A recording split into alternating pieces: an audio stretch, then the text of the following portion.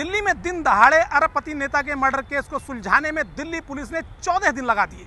लेकिन दिल्ली पुलिस की कहानी में अभी भी कई छेद हैं, अभी भी कई ऐसे सवाल हैं जिनका जवाब दिल्ली पुलिस के पास नहीं है। ये आपको आगे बताएंगे, लेकिन पहले आपको बताते हैं कि साजिश का ताना बाना कैसे बुना गया।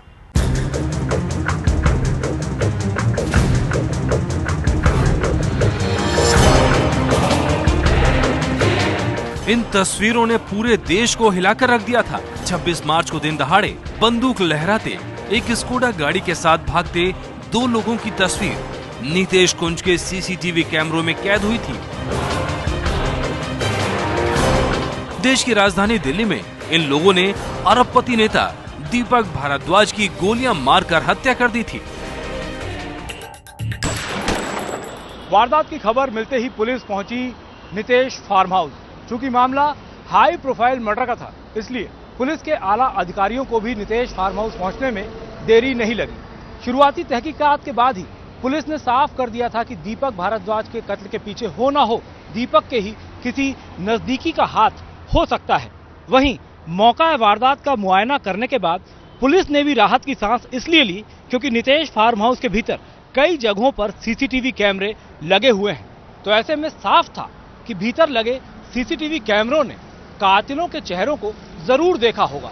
शायद इसी बिना पर पुलिस ने दावा कर दिया कि दीपक भारद्वाज के कातिलों को बहुत ही जल्द गिरफ्तार कर लिया जाएगा।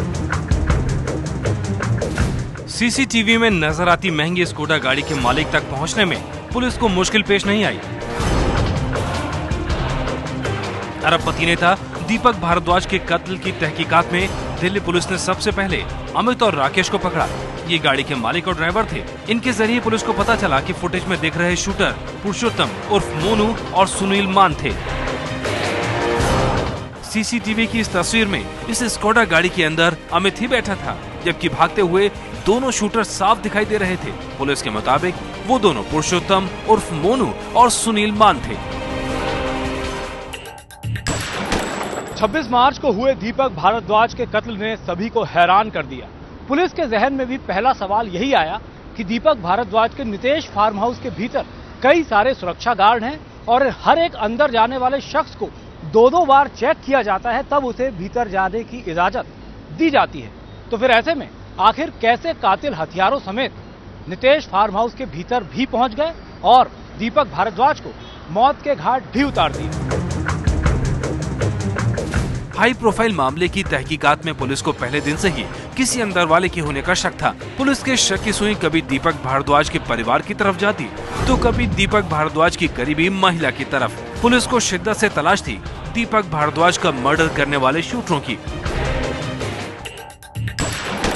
नीतेश फार्म हाउस के भीतर लगे सीसीटीवी कैमरे की फुटेज के जरिए पुलिस के पास कातिलों के चेहरे और उनकी पहचान तो थी, लेकिन पुलिस कातिलों तक पहुंच नहीं पा रही थी।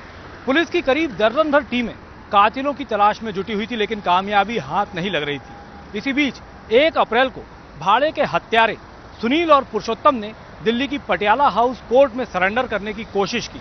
सुनील तो सरेंडर करने में कामयाब रहा, लेकिन पुरुषोत्तम को दिल्ली पुलिस ने पटियाला हाउस कोर्ट के बाहर से गिरफ्तार कर लिया। 1 अप्रैल को अदालत के बाहर हुए ड्रामे में दिल्ली पुलिस ने इन आरोपियों को पकड़ने का दावा किया था। वैसे खास बात ये थी कि ये गिरफ्तारी भी क्राइम ब्रांच ने की थी, जबकि मामले की जांच कर रही दक्षिण जिले के हाथ इन दोनों तक नहीं पहुंच पाए। अब पुलिस 4 लोगों को गिरफ्तार कर चुकी थी, लेकिन बड़ा सवाल अब भी बाकी था। बीएसपी नेता और बड़े कारोबारी दीपक भारद्वाज की हत्या के मामले में पुलिस 4 आरोपियों को गिरफ्तार कर चुकी थी और ये चारों आरोपी पुलिस की रिमांड पर थे। अब पुलिस के सामने चुनौती थी ये पता करने की कि आखिर इन भाड़े के हत्यारों ने दीपक भारद्वाज को किसके इशारे पर मौत के घाट उतार दिया। इसी बीच आरोपियों से की गई पूछताछ में एक नया नाम सामने आया जिसने सभी को चौंका कर रख दिया। नाम था स्वामी प्रतिभानंद। पुलिस भी हैरान थी कि आखिर दीपक भारद्वाज के कत्ल में एक स्वामी का हाथ कैसे हो सकता है, लेकिन आरोपियों ने पुलिस को बताया कि स्वामी प्रतिभानंद ने ही दीपक भारद्वाज के कत्ल की सुपारी आरोपियों को दी है। अब बड़ा सवाल ये पैदा हो गया था कि आखिर स्वामी प्रतिभानंद ने दीपक भारद्वाज के कत्ल की सुपारी क्यों दी। अब दिल्ली पुलिस का ध्यान उस स्वामी की तरफ था जिसके कहने पर ये हत्या की गई। स्वामी प्रतिभानंद की तस्वीरें भी दिल्ली पुलिस ने जारी की और सामने आया प्रतिभानंद का वीडियो भी। लेकिन लगातार सिम बदलता प्रतिभानंद पकड़ से बाहर था। इसी बीच पूछताछ में टूट गया अरबपति नेता दीपक भारद्वाज का बड़ा बेटा नीतेश। 2-3 चीज़ों पे हमें लगा कि इनके जो छोटे लड़के हैं नीतीश, वो झूठ बोल रहे हैं। सस्टेन इंटेरोगेशन के दौरान उन्होंने रिवील किया कि उन्होंने एक्सेप्ट किया कि हाँ काफ़ी परेशान थे और इस बात से भी परेशान थे कि उनकी कई बार नीतीश कुंज में शायद एंट्री भी डिसअलाउ हो गई थी और पिताजी के व्यवहार और बाकी सब बिजनेस इंटरेस्ट को लेके इन पूरी फैमिली में काफ़ी मनमुटाव था। दिल्ली पुलिस के मुताबिक 5 से 6 महीने पहले ही नीतेश ने कर लिया था अपने पिता को मारने का फैसला। पुलिस का दावा है कि नीतेश खुद सामने नहीं आना चाहता था, इसलिए उसने चुना अपने एक परिचित बलजीत को। सबसे ज्यादा कांटेक्ट स्वामी प्रतिभानंद का बलजीत सिंह शेरावत के साथ था। यहाँ तक ये कि ये मोनू से भी मिला हुआ था और हमें ये शक था कि there has to be some link between the family and जो ये स्वामी प्रतिभानंद है जिनका नाम आ रहा है। तो वो लिंक फाइनली हमें एडवोकेट मिला। पुलिस के मुताबिक एक बेटा अपने पिता को रास्ते से हटाना चाहता था और पिता के साथ काम करने वाला एक वकील और प्रॉपर्टी डीलर बलजीत सहरावत ने ये बीड़ा उठा लिया था। लेकिन इस काम के लिए उसे चाहिए थी मोटी रकम, 5 करोड़ की रकम। हमने ये भी पता लगाया कि क्या मोटिव हो सकता है बलजीत सिंह शेरावत का। तो उसमें ये ऐसा पता चला है कि इनको कोई जो नीतीश के द्वारा पता चला कि शायद ये कोई इलेक्शन लड़ना चाहते हैं और इलेक्शन लड़ने के लिए इनको फंड्स की ज़रूरत थी। बट तत्पश्चात तो ऐसा लगता है कि उन्होंने अपना प्लान चेंज कर दिया और करीब जनवरी में ये बात तय हुई कि इलेक्शन कैंपेन छोड़ो, आप मुझे 5 करोड़ प्रोवाइड कराना, बाकी काम मैं देखूंगा। बलजीत को 5 करोड़ काम पूरा होने के बाद मिलने थे। काम पूरा होने की पेशगी 50 लाख उसे दे दी गई थी। पुलिस के मुताबिक इस काम के लिए बलजीत ने चुना स्वामी प्रतिभानंद को। एडवोकेट ने तत्पश्चात जो स्वामी प्रतिभानंद को दिए वो करीब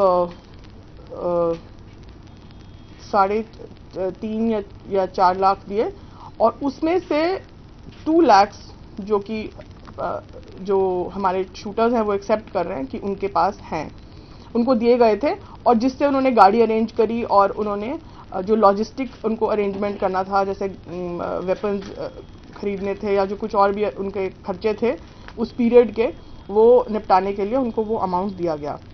प्रतिभानंद को मिलने थे 3 करोड़, लेकिन उसने अरबपति नेता दीपक भारद्वाज को ठिकाने लगाने का सौदा और सस्ते में कर दिया। अब अरबपति नेता की जान की कीमत हो गई 1 करोड़। इस काम के लिए स्वामी प्रतिभानंद ने पुरुषोत्तम को काम पर लगाया। पहले तो वो लोग 1-2-3 थ्योरीज देते रहे, बट उसके बाद उन्होंने एक स्वामी पर प्रतिभानंद का नाम लिया और उसकी गतिविधियों के बारे में हमें बताया और बताया कि किस तरीके से उसने इनको बोला एक दिन कि अगर ऐसा कोई काम करना पड़े तो कितने पैसे में करोगे, और इस तरीके से उनको 1 करोड़ का ऑफर दिया। पुरुषोत्तम ने ही बाकी लोगों की मदद ली, लेकिन बाकी सभी को सिर्फ 30 लाख रुपए की सुपारी की बात कही गई। अरबपति की जान की कीमत 5 करोड़ से होते होते 30 लाख तक पहुंच गई। अब सिर्फ 30 लाख में अरबपति नेता को ठिकाने लगाने 2 शूटर निकल पड़े और साथ में था 2000 के लालच में एक ड्राइवर। पुलिस ने इन सभी को गिरफ्तार कर लिया है। स्कोडा रिकवर हो गई थी, जिस सैंट्रो कार में ये स्कोडा को वापस करके भागे थे वो रिकवर हो गई थी। कल रोहतक के एक वाटर कैनाल से 2 कंट्री मेड पिस्टल्स बरामद हुई हैं। इन लोगों की निशानदेही पर पुरुषोत्तम इलियस मोनू और सुनील मान और जो 2 मेन शूटर्स थे। अरबपति नेता दीपक भारद्वाज की हत्या का आखिर मोटिव क्या था, इस बारे में कुछ भी बोलने से दिल्ली पुलिस अभी भी कतरा रही है। दिल्ली पुलिस ने इतना तो जरूर कहा है कि बाप और बेटे के बीच में दूरियां थीं, लेकिन ये दूरियां क्या थीं? इस बारे में दिल्ली पुलिस कुछ भी बोलने से कतरा रही है। दूसरी महत्वपूर्ण बात ये कि आनन फानन में दिल्ली पुलिस के पास आखिर ऐसे कौन से सबूत आ गए कि उसने बेटे को गिरफ्तार कर लिया, जबकि बेटे से पूछताछ दिल्ली पुलिस पहले ही दिन से कर रही थी। तीसरी महत्वपूर्ण बात यह है कि इस मामले में परिवार के और किन सदस्यों का हाथ है, इस बारे में दिल्ली पुलिस कुछ भी नहीं बोल रही है और मात्र एक बात कहकर दिल्ली पुलिस अपना पल्ला झाड़ रही है कि मामले की जांच अभी जारी है।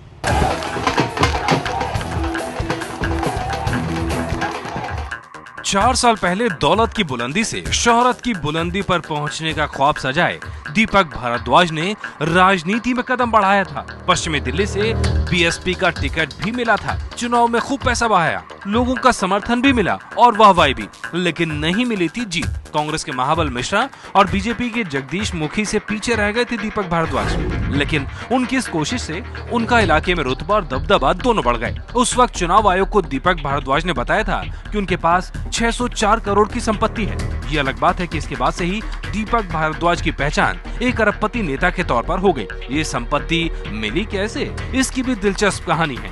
बताया जाता है कि दीपक पहले दिल्ली सरकार के जमीन रजिस्ट्री महकमे में क्लर्क थे। जमीनों का खेल उन्हें पता था। इसी दौरान दिल्ली का 10 साल का मास्टर प्लान बना। दीपक को इसकी पूरी जानकारी थी और उन्होंने सस्ते में ऐसी जमीनें खरीदनी शुरू की जिसका जल्दी दाम आसमान छूने वाला था। एक दिन यही हुआ, उनकी कई जमीनों के पास से हाईवे निकला और बस वो रातों रात करोड़पति बन गए। मेरे पास बहुत सारी खेत की जमीनें हैं जो समय बीतने के ऊपर हाईवे के ऊपर आ गई, जो पहले बहुत मंदी थी और बहुत समय से पैतृक समय से मेरे पास ज़मीनें थी और ज़मीनें जो गवर्नमेंट ने एक्वायर की उनका पैसा मैंने वापस ज़मीनों में लगा दिया और उस वक्त ज़मीनों की कीमत बढ़ गई। मैंने बहुत सरकार को टैक्स दिया है, बहुत टैक्स दिया है।